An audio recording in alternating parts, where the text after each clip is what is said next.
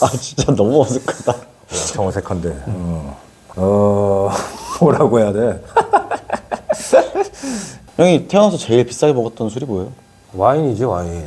뭐 어떤 거요? 로마니 꽁트 회사에서 나오는 몇 가지가 있어, 거기에 와인. 그 회사는 이제 한 병씩 안 팔고 이제 케이스로 파는데 몇 개 들었다? 10개인가 들었는데 그게 뭐 한 3천만 원 정도인가? 그 중에 하나를 먹어본 적이 있지. 어떻게 비싸니까 좀 달라요? 다르긴? 그러니까 많이 다르지.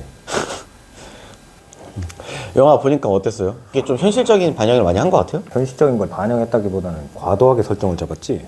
일단 첫 번째로 그 예전에 2003년에 있었던 론스타라는 사태가 있었는데 우리나라가 60년대에 외환은행이라는 걸 만들었단 말이야, 박정희 시대에. 내가 알기로 67년인데 70년대 80년대 지나면서 이게 민영화가 되면서 국가기관처럼 운영하려고 했던 그 의도랑은 좀 벗어나서 뭐 하나은행이나 국민은행이나 이런 금융권처럼 이제 똑같이 변해버린 거지.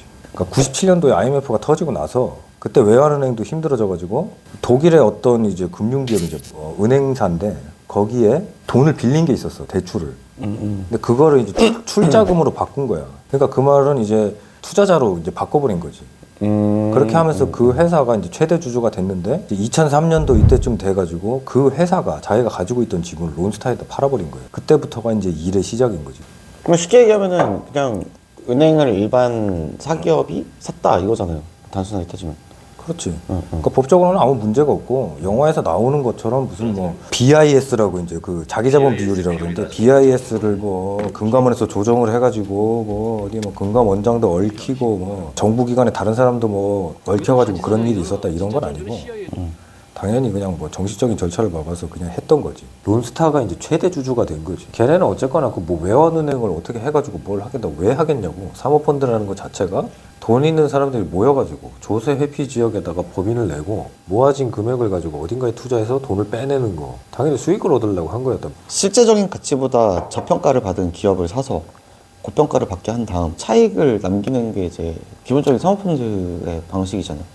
그러니까 그런 거는 이제 되게 교과서적인 말이고 IMF라는 것도 우리나라가 겪었던 거 그것만 생각하지만 실제로는 동아시아 시장이 다 그랬다고. 일본도 그렇게 힘들었고 중국의 약간 상황이 다르지만 대만, 싱가포르 이런 데도 다 그런 IMF 타격을 받았단 말이야. 그러다 보니까 사모펀드라는 거를 결성을 했을 때 이미 걔네들은 그걸 알고 있었지. 굉장히 고도 성장을 하던 국가들이 뭔가 이변이 생겨서 갑자기 주저앉았다. 그러면 그냥 뇌가 있는 이상 저거 사면 나중에 돈 되겠다라는 생각은 당연히 할 수 있는 거야. 그렇죠. 그렇기 때문에 주식이랑 똑같은 거지. 그럼 일본에서도 그랬었고 그때 당시 필리핀에서도 그랬었고 똑같이 우리나라처럼 많은 국영 기업들이 민영화가 돼가지고 그게 그냥 무슨 어떤 상품처럼 팔려나가고 지분을 외국 사람들이 많이 갖게 되고 성장을 다시 한 게 아니라 원상복구 됐을 때 그때쯤에 손 털고 다시 나간 거야. 이 영화에서는 뭐 70조짜리를 뭐 1조 몇천억에 뭐 구매를 해가지고 나중에 뭐 엄청난 차이가 생겼다 이러는데 실제로는 4조 정도? 4조 조금 넘게 수익을 챙겨서 나간 걸로 알고 있어. 그때 당시에 그게 막 엄청 논란이 있었잖아요. 그럼 그 이유는 뭔데요? 그 이전에 이제 IMF를 한번 겪고 났었기 때문에 그걸 이제 겨우 이제 회복한 단계에서 우리나라 사람들은 그때 당시에 그냥 외국 기업의 어떤 공격 정도로 인식을 한 거지. 외환은행이라는 은행을 다른 나라에서 산다라는 개념이 익숙하지가 않았던 거고 증오의식 같은 게 너무 확대가 돼버린 거야. 그러니까 어떻게 보면 그냥 그때 당시 정서가 이제 좀 그렇지. 이제 받아들이기 좀 힘들었다. 정서도 힘들었고 우리가 사실상 IMF가 일어나기 전에는 국제금융기구라든지 뭐 이런 게 있는 줄 알았냐고. 달러가 부족하면은 나라가 힘들어진다 이런 개념이 있었냔 말이지. 전혀 없었으니까. 경제관념이나 이런 거 좀 많이 무식했다. 굉장히 논란이 될 수 있는. 뭐 씨 여기 몇 명이나 본다고. 우리 둘이 떠들고 끝날 수도 있는데 뭔 상관이야. 자 그러면 영화에 대해서 좀 설명을 해주세요. 이제 조진웅 주연의 영화잖아요. 일단 굉장히 좋아하는 배우인데 조진웅이 이게 검사로 나오죠. 약간 열혈이라고 해야 되나? 성추문이 이제 일어난 검사로 이제 나오면서 이제 영화 이야기는 시작되죠. 피의자가 이제 성추문으로 이제 자살을 하면서 그 여자가 이제 검사실에 왔다가 자살을 해요. 문자를 하나 남기고 뭐 그 성추행을 당해서 이제 너무 수치스럽다 그러면서 자살을 하지. 조준영이 그거를 밝히기 위해서 이제 쫓다 보니까 론스타 사건이 이제 딱 밝혀지면서 그 조준이 좀 개입을 하게 되는, 자기의 누명을 벗기 위해서 이제 그 사건에 좀 개입을 하게 되는 이런 내용이죠. 영화 중간에 그 조니 워커 그 뭐 얼마? 그게 아마 지금 구글이나 뭐 이런 데 아마 경매 사이트, 이게 주류 정보 사이트 이렇게 보면은 한 3억 정도 이제 책정이 돼 있을 거예요. 그 조니어커 다이아몬드 주빌레라는 이제 술인데, 일단 기본적으로 가격이 올라가는 건 이제 한정판 희소 가치 때문에 이제 비싼 게 일단 당연한 거고, 조니어커 앤 선즈라 그래가지고 나름대로의 한정판 술들을 이제 패키지화 한다 그래야 되나? 조니어커의 세대가 있을 거 아니에요. 뭐 아들들도 있을 거고 뭐 할아버지도 있고, 그런 이제 이름을 붙여가지고 이제 여러 가지 시리즈가 나온다고. 근데 그 중에서 이제 다이아몬드 주빌레가 이제 뭐 아무래도 그 병 영화에서도 크리스탈인 거 보지 뭐. 예, 영화에서도 봤겠지만은 병 모양도 이제 다이아몬드 형태로 이제 굉장히 아름답게 나오죠. 전반적으로 조니 워커에 대해서 좀 얘기를 해주세요. 조니어커 많이 알려져 있다시피 조니어커 가문 자체가 이제 식료품점, 그러니까 원래 이제 짓던 농장을 팔고, 그러니까 아버지 돌아가시고서 농장을 팔고 이제 식료품점을 차렸는데, 그때 당시 식료품점이면은 이제 우리나라 지금 현대로 치면은 이제 멀티마켓 약간 이런 거죠. 대형마켓 이런 건데, 거기서 이제 뭐 술도 팔고 식료품도 팔고 뭐 이렇게. 근데 중요한 거는 이제 그때 당시 뭐 들어왔던 위스키들이 여러 종류가 있을 거 아니에요. 오늘날로 치면 이제 싱글몰트죠. 몰트 위스키가 있고 뭐 그레인 위스키가 있고, 식료품점 자체에서 걔네들을 섞어가지고 이제 판매를 했었다고요, 그때 당시엔. 그러니까 예를 들면 이제 조니어커의 식료품점에 가면 이런 위스키의 맛이 있더라, 뭐 이런 식으로. 그러니까 1800년도 초반부터 이제 딱 걔네들이 시작됐다고 얘기를 하는데, 어쩌면 최초의 마스터 블렌더 같은, 다른 워셔라는 사람이 이제 최초는 있었지만 실제로 사업적으로 성공하고 대중들한테 많이 알려지게 되는 거는 이제 조니어커나 이제 막 발렌타인 요런 이제 양대 산맥이 이제 거의 이끌어갔다라고 좀 볼 수 있는 게 정확하죠, 어떻게 보면. 아무튼 조니어커 뭐 많이 먹어봤을 거 아니에요, 형도. 조니 워커는 많이 먹어봤죠. 조니어커 어때요? 먹어봤을 때. 조니 워커 뭐 아주 평범한 술이지 뭐. 뭐 개인적으로 뭐 조니 워커 블루나 뭐 발렌타인 30년 이런 거는 뭔가 그 느낌 비슷하잖아, 내 생각에. 그쵸, 아무래도 블렌디드 위스키의 한계가 있으니까. 그 강렬한 맛은 없지만은 밸런스가 더 잘 만든다니까. 그 일반적인 뭐 그런 싱글 몰트, 그래서 그런 편을 또 좋아하는 편이고, 좀 더 차분한 느낌이 많이 들지 그런 술은.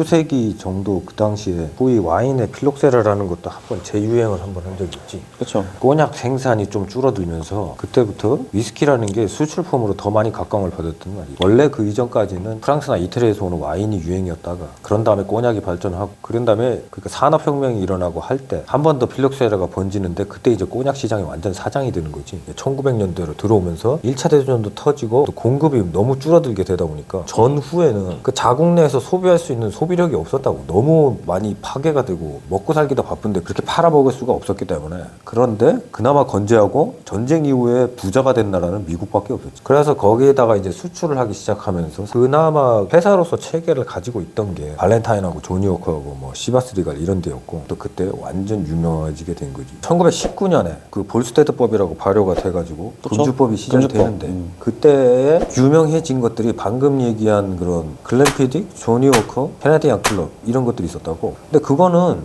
원래부터 유통망이 탄탄하게 있었어. 쉽게 얘기하면 거기에 뭐 펍이나 카페나 이런 것들이 미국 내에 있었고, 유럽에 있는 걔네들을 그냥 직수입해가지고 판매하는 그런 루트들이 다 있었다고. 조니 워커 병이 뭐 사각으로 만들어지게 된 거, 또 글렌피딕 병이 삼각으로 바뀌게 된 거, 이런 것들도 전부 선정을 많이 하려고 짜 맞추듯이 딱딱딱딱 끼워가지고 딱 맞아 들어가지고 그럼 더 많이 실는 데다가, 그렇죠. 파손도 좀 그치, 덜하고. 파손도 덜하고 이러기 때문에, 그래서 제일 많이 팔렸던 게 조니 워커하고 글렌피딕이다 말이에요. 걔네도 병을 그렇게 일부러 그렇게 바꾼 거고. 그때까지만 하더라도 위스키 법 자체가 몰트와 그레인을 섞지 못하는 법이 있었어요.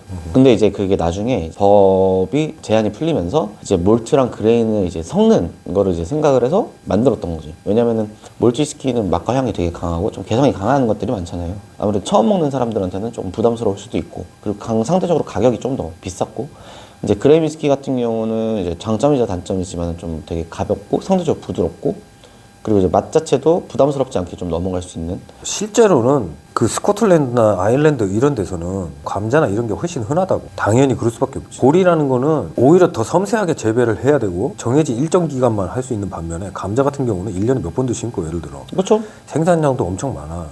대표적인 광작물 중에 하나니까 뭐. 그러니까 그런데 법으로 정해져 가지고 이미 뭔가 판로가 확실하고 또 성장하고 있는 그런 회사들은 당연히 보리를 쓰는 거고. 근데 그 외에 집에서 만들어 먹는 애들 같은 경우에는 그냥 원래 그레인으로도 집에서 많이 해 먹었단 말이야. 그냥 조그마한 중류기 갖다 놓고 어설프게라도. 아 맞죠, 그죠. 그래, 원래 그런- 뭐 그죠. 위스키 자체가 원래 가양주의 형태였으니까. 그래. 그러니까 그런 생활이 뭐 몇백 년 하고 뭐 몇십 년 이렇게 이어지다 보니까 사실상 조니 워커가 너가 얘기한 대로 몰트만 섞는 거 서로 그레인하고 이렇게 못 섞는다 이게 정해져 있다는 것이 사실상 뭐 법적으로 그걸 허물어뜨려서 새로운 시도를 해가지고 새로운 맛을 만들어냈다 이런 개념이 아니라 우리나라로 치면 양반층과 서민층의 술을 결합하는 과정이야 그거는.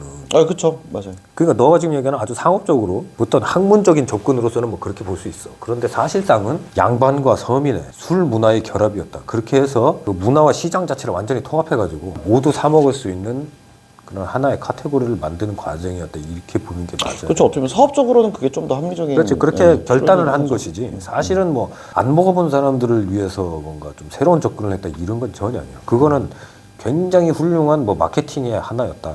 이렇게 봐야지.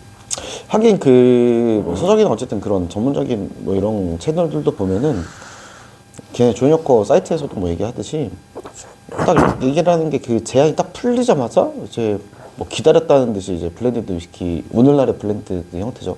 이런 것들이 나왔던 거 보면은 이제 방금 형이 얘기한 게 좀 더 합리적인 추론이지 않을까 싶긴 해요. 그러니까 기존부터 안 하진 않았겠지. 하진 않았겠지. 예. 쉽게 얘기하면은 뭐 이런 거 아니에요? 우리나라로 치면은 뭐 소주와 맥주를 약간 섞는. 예. 막걸리랑 뭐 소주랑 섞는. 예를 들면 안동 소주랑 이제 막걸리랑 이제 이렇게 섞는. 18세기, 19세기부터는 만들어낸 그 술에 잉여 술들이 이제 미국 시장으로 가장 많이 팔렸단 말이에요. 내가 브랜드를 만들어서 미국에 팔아 넘기기만 하면 그때부터는 이제 쉽게 말해 녹아난다 이게. 대박 난다.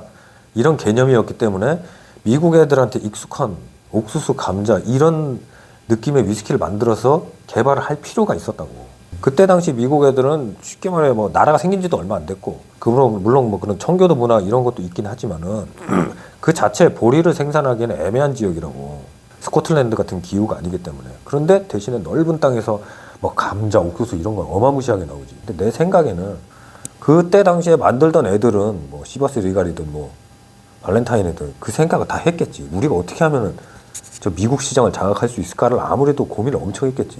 그러다 보니까 나온 뭐 그런 마케팅 전략이 아니었을까. 예를 들어 여자 입장에서 자만추가 시작이 된다는 것 자체부터가 어쨌거나 외형적인 거 마음에 드니까는 일단 잡을까 이 생각 할 거 아니야. 그럼 왜 그걸 할까? 하나야 어묵 큰지 아닌지 몰라 그러는 거야. 이 새끼가 진짜 요만한 놈이지. 그거 확인하려고 하는 거고. 아 그게 전부가 아닐 수도 있지. 뭐 테크닉이 중요할 수도 있고. 아 그러니까 그거 99%예요. 테크닉 한 0.2%. 아이. 시미켄 형이 그랬어요. 뭐라 그랬는데? 그 테크닉이 전부라고.